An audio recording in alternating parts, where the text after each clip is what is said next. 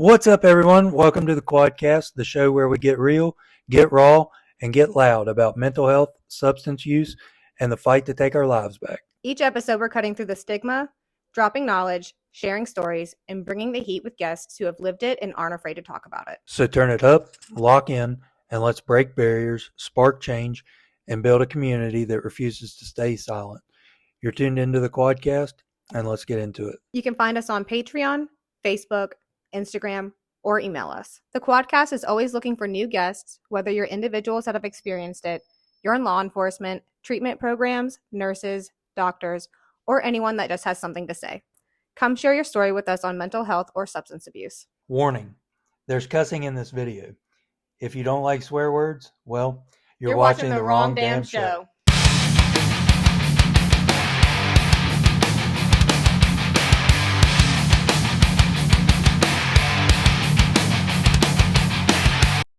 It's funny. Do investigators sometimes take advantage of scared or mentally vulnerable clients? Yes. Yeah. All the time. Where do you draw the line between helping someone and feeding into their delusions? Because I don't want somebody to be scared to go to sleep at night. I personally don't. I don't, like, people have offered me money to come investigate their house to, like we went back to that Catholic priest, call a Catholic priest. Yeah. Because I'm not going to say I'm a medium because I feel like you have to go through a few more channels to be able to be considered like a medium. However, this whole time we've been sitting here, there's been somebody standing right there, and I know they're standing right there because I can see them standing right there. Bullshit. I don't see nobody. Go away. Get out. You want me on the podcast? Motherfucker, I don't know how you got in here. The door's closed. So what was the question? Oh, about drawing the line. Drawing the line. So that kind of just all goes back to that. I'm a medium, somewhat. I know what's what. So I don't want somebody to be scared to sleep at night. Because I've been scared to sleep at night, and I don't want them to go through that, and I don't want to take advantage of that. You're welcome. I'll clean the house. Should paranormal teams be required to have mental health training before taking cases? Depends on what kind of case it is. However, you do want to know, you want to know the signs of if they have, if that person living at the house, if the person at the house is, has suicidal tendencies, you want to know that. You want to know kind of a brief history of their mental health before you go in there and say, well, I think I'm just going to do this, this, and this, and this. You need a background of that person. You don't want a background of necessarily what's been going on because you want to figure that kind of out for yourself. But you do want to have a kind of an outlook of if you do decide to start doing house calls for small things, not like demon-related things, just, hey, I think there's a lady in my house. I don't really want her here. You want to have a lot of experience beforehand. I'd say before you start really doing house calls like that, 15 years of experience, because you could really mess somebody's house up. Have you ever turned down a case because a client needed therapy, not an investigation?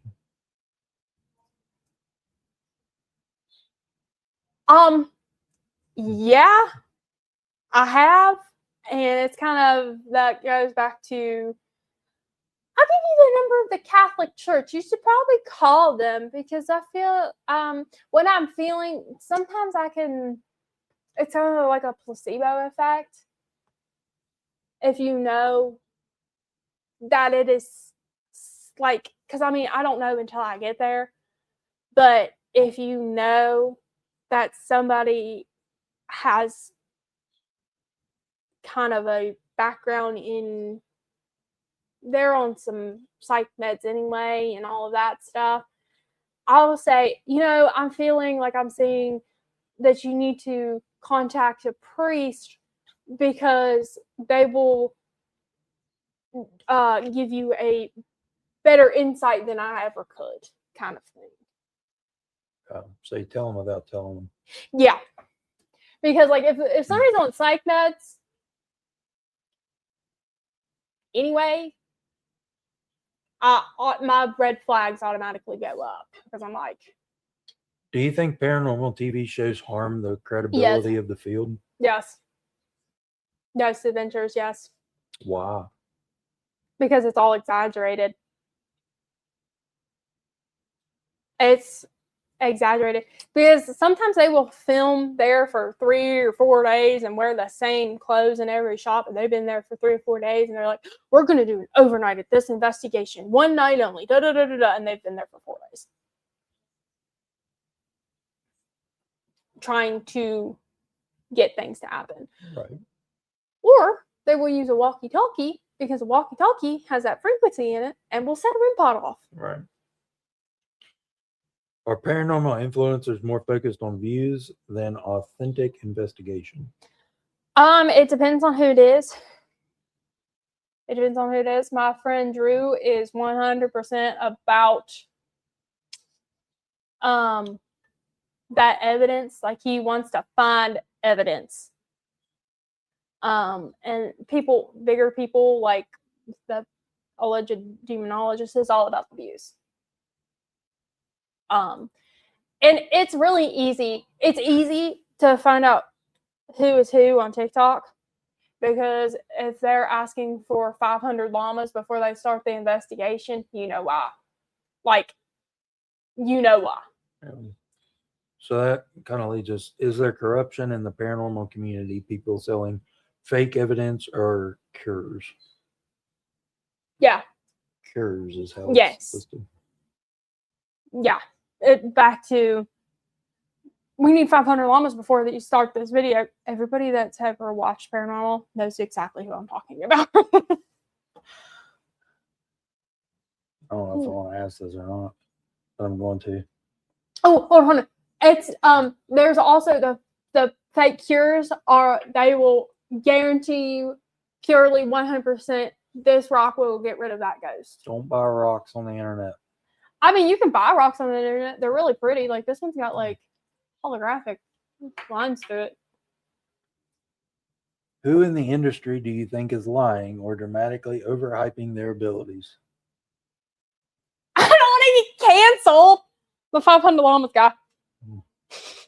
The demonologist guy.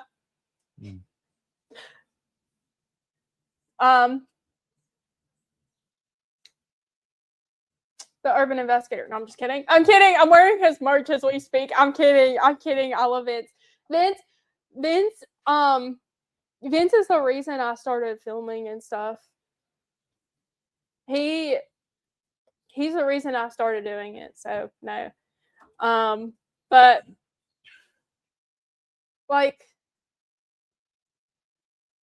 I really don't want to get canceled, but like, there's so many people that overhype it and like scream throughout their investigations, and like, just they're over the top. Like, I even used to be friends with the demonologist guy until I seen through his little charade, and I was like, okay, yeah, never mind.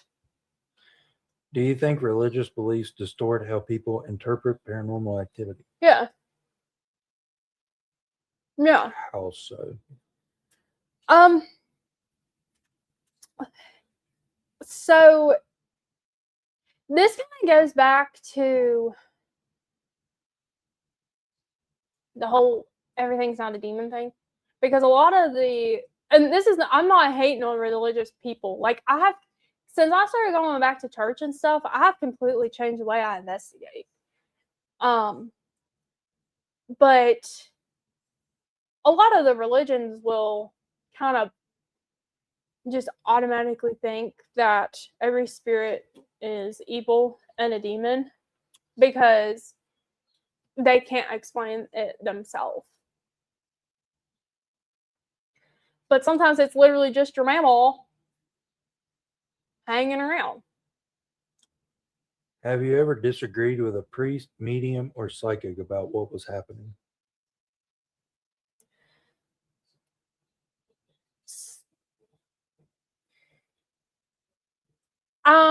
Not a priest, because I know a priest, like he's really cool. But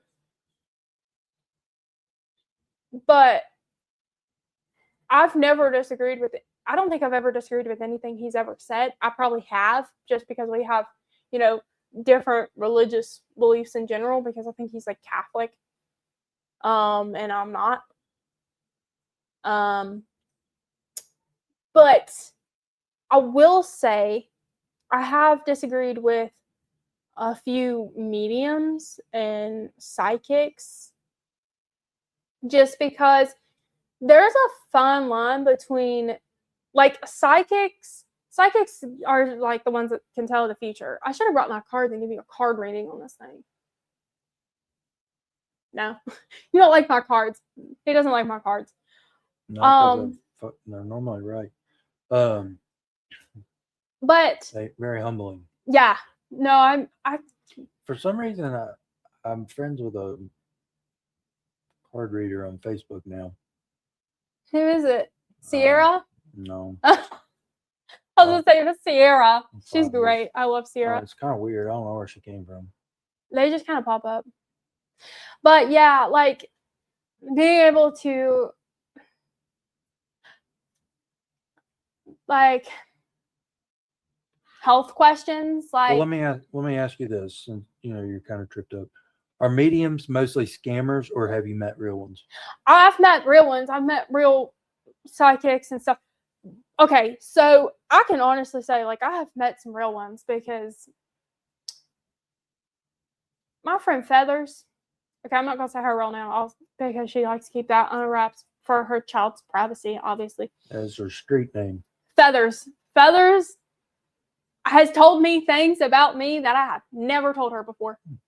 And so has my friend Jen. They have both done it. It has freaked me out. My friend Bianca, oh my God, she'll just message me out of the blue and be like, hey, you need to do this, this, and this, and this, because this, and this, and this is about to happen.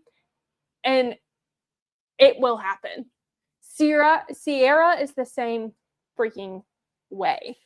Like, those 4 people have freaked me out multiple times, because I'm like, why do you know that? Like, Feathers knew my dad was dead before I ever told her, and that freaked me out. She was like, your dad's dead, right? I'm like, how did you know that? I've never said that before. Like, you don't know that. If that was the day we met, and I was like, you don't know that? Why do you know that? She was like, because. And I'm like, okay, fine, be that way. Don't tell me your magic ways. If paranormal activity is real, why hasn't the scientific community accepted it?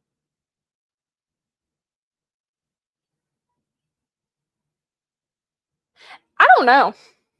I've got an answer for all these, but I don't know. And it's kind of like how they haven't accepted God's real, kind of thing. I mean, it kind of goes back to if, like, scammer psychics, mediums, priests, and all that, and whether I have disagreed. I can't say that I've disagreed with psychics and mediums, but that's because I know that they're not, like, legit. Like, my friend Luna talks about, she's a psychic, she's medium, she's all that. Is that short for lunatic? No. Okay. Just wondering. If she watches this, I'm not sorry.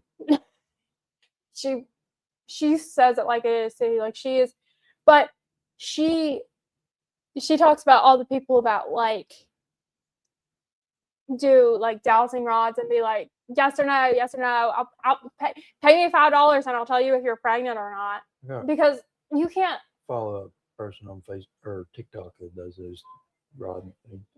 Don't believe them unless it's Bianca. She's pretty spot on most of the time for some reason. I haven't seen this woman for a long time. Normally, I don't believe the people that do the dowsing rods. Kidnapped. Probably. Normally, I don't believe the people that do the dowsing rods. But I don't know. Sometimes Bianca like is too spot on with them to where I'm like, okay, because they're so easy to move. I don't have my pair. I've lost them. That was $7. I won't ever get back. Have you ever made a haunting worse by your involvement? Yeah. You want to dive into that or not? I wasn't going to talk about it just because it's still traumatic. It happened, I guess a year or two ago at Madison Seminary. It's been fixed for the people that actually want to go to Madison that are kind of scared still. It's been fixed. It's been taken care of. What happened? Yeah, because Christopher went in there and fixed everything. He's their like house. Huh? Columbus? He kind of does look like Christopher Columbus, weirdly. No, Christopher Lee Jansen. He's a psychic medium. He went in there and fixed it, as well as Adam's old pal. She also went in there and fixed it. She's great. I believe her 100% because she's told me things that I didn't know about myself either. But so they went in there and fixed it. So anyway, Mackenzie went into the psych ward like area, like the doctor's office, weird little shanty of a attic. And there's a mind warp room in there. And we had heard about our friend Steve from Haunted Nights going in there and something happening to him. Well, she was like, Steve. Freaking Skip. I think everybody calls him that now. There's two Steves. There's old Steve and new Steve. Old Steve, some things had happened to him and I didn't know about it. But Mackenzie was like, you know what?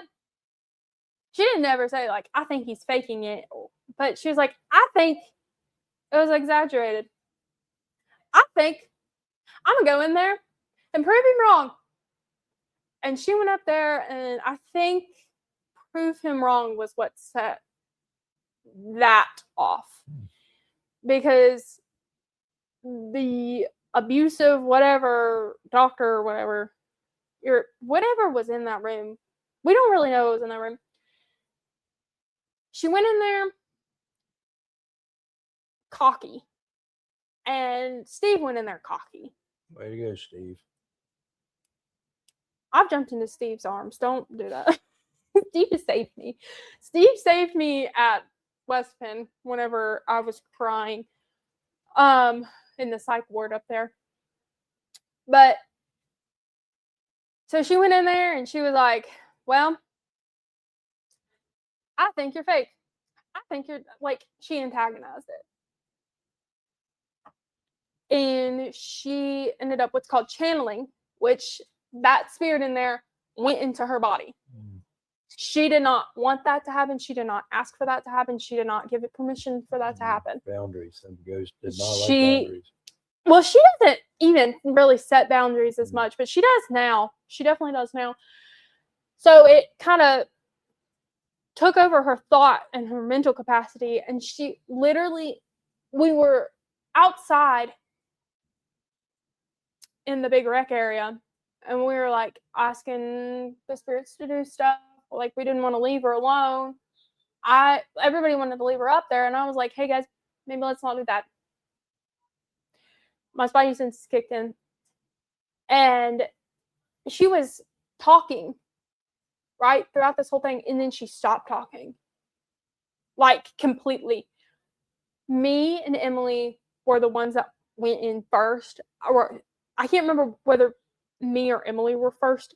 Nobody remembers whether me or Emily walked in first. But literally we found Mackenzie sitting in the corner, rocking back and forth, going, la, la, la, la, la, la. Literally exactly like that. And she goes, oh, hey guys. And she's completely different. Like, she is black cat energy, and she went full golden retriever. And we were like, that's not right. That's not Mackenzie. And she goes, hey guys.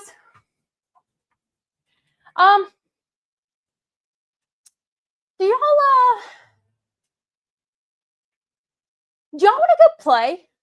We're like, what? She's like, yeah. We should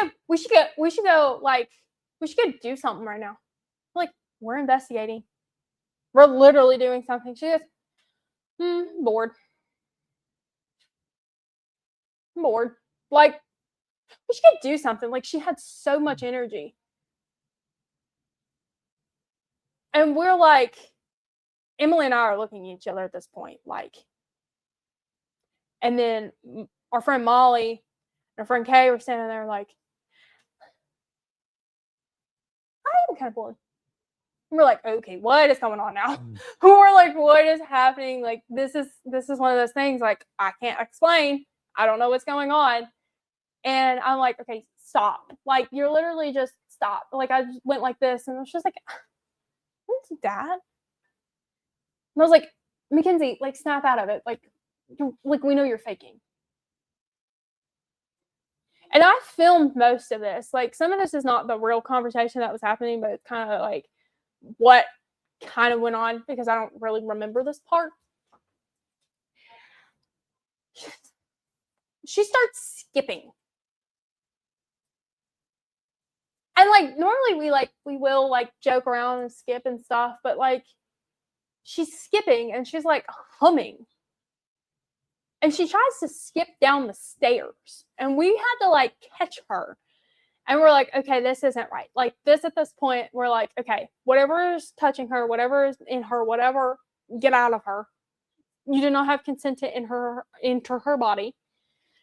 And so we get downstairs, and like, she's just being weird still. She goes outside.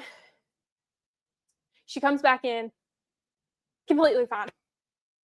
Like, completely back to normal. And like, this whole time, I'm like, she wouldn't fake evidence, would she? Like, because I'm like, this is weird. Like, this has never happened. This has never happened at any investigation we've ever been on. This has never happened. It's never happened. Never happened to me. Never happened to her. Never happened. So I'm like, she's faking it. I went over to Kay. I'm like, is she faking this? She's faking it. Like, I at that point turned into a complete skeptic. I'm like, she's faking it. Like, she is completely faking it. Like, there's no way. Like, I called somebody. I'm like, I think Mackenzie's faking evidence. Oh my God, what if she's been doing this the whole time? I'm like, start freaking out. And then we go to the drunk tank with Pete, and Pete's the ghost in there, and he's the one that told me I needed to re-dye my hair because it looked terrible. Which it did. It did. It was pretty faded, but okay. And we're sitting in there, and I get sick. Like, it feels like somebody is literally stabbing my stomach multiple times in a row, stabbing it. And then it went into my side. And then it was like literally just repeatedly, like, taking the knife out and stabbing it back in, taking the knife out, stabbing it back in, went right here, stabbing it and stabbing and stabbing it. And we're trying to do an Estes session, and like, I can't think, I can't do anything. Like, I don't know what's happening. Except everybody will tell you that I was completely coherent throughout this whole thing. Pete is the protection ghost up there. Like, Pete will tell you whether something's wrong. Pete kept saying, get out of there. Get out of there. Do not come downstairs. You're not allowed to come downstairs. You're not allowed to hurt the girls. These are my girls. These are my girls. That's my girlfriend over there talking about Molly. Molly has a ghost boyfriend. Kind of jealous, but whatever. Like, just repeatedly over the spirit box, just do not come downstairs. And apparently the whole time that was going on, I was like, do not come downstairs. Like, they were like, you went into dad mode over us. Like, you turned into a girl dad at that point. Like, you were like just a drill instructor at that point. And we finally like get up. Like I finally like we need to go. I think we need to go. And I'm like like I am holding my stomach still. Like it even feels like blood is rushing out of me. And like I lift my shirt up and there's like scratches all over my stomach. Like where I was being, like it felt like I was being stabbed. And so once I realized what was going on, I was like, whatever Mackenzie conjured up there on accident, because she didn't mean to do that. She didn't realize that she was antagonizing it, and it was actually a real thing that happens there. It then came back on me because I was the one that was not scared, and it wanted to make me scared. Like that was its whole entire goal, was to make me scared. And that's how I contributed to the haunting. Was after that happened, we left out of there and we're like trying to leave, and we hear nails, like claws, coming down the stairs, and we like run out of there. We get all of our equipment, we go outside. Adam is there. We didn't realize Adam was there, but Adam was there. Kay and Molly and Kay and Molly went to go talk to Adam, tell him that we were leaving, that something happened. And we got out of there. And this is all the stuff that they have told me has happened, because I don't remember any of it. And because I was literally just so sick, like my brain function was functioning, but it wasn't at the same time. It was like on overdrive, so I don't remember most of this happening. All I remember was Emily saying, Mal just threw up. I don't remember the car ride back to the hotel. I just remember about an hour later sitting on the bed. Apparently I took a shower because Emily came into my room. She had one of the room keys. She came into my room and was like, did you take a shower? I was like, I think so. Yeah, I did, actually. I don't remember that because I was so sick at that point. I just remember sitting on the bed eating Easy Mac that I had made at some point. So, yeah, apparently that's happened twice since then. So we, and then it got fixed, allegedly. So what's the biggest mistake you've made on an investigation? Probably that. Or, I used to make a lot of jokes about lobotomies, and I don't anymore, because now that I've actually watched footage of a lobotomy actually happening, like I genuinely understand them now. I understand, like my little trip to Trans-Allegheny really, like we were there for probably 15 minutes, and my whole entire, like it took a couple months after that for me to really realize what I had seen in there in the museum. And then my entire outlook of mental health changed. So I'd say probably making like really insensitive jokes about like lobotomies and waterboarding and like electrotherapy and all of that. Have you ever doubted your own credibility or abilities? Yeah. Yeah, up until a couple of years ago, yeah. Why did you? Because I thought I was schizophrenic. I just thought I was insane. Do you think you've ever misled a client intentionally or unintentionally? Like somebody that you've done an investigation for or with? I don't think so. Not that I can think of. Because, like, if I don't fully know, you know, like, if I don't know, then I don't say, hey, this is going on. Like, it took me a while to even say that there was a person standing over there. I don't believe you. And that's okay. I don't want you to believe me. How about that? And that's a wrap for today's episode of the Quadcast. Remember, breaking stigma doesn't stop when the episode ends. We're building a movement, and you're a part of it. Stay strong, stay aware, and stay connected. And this is the Quadcast, signing out.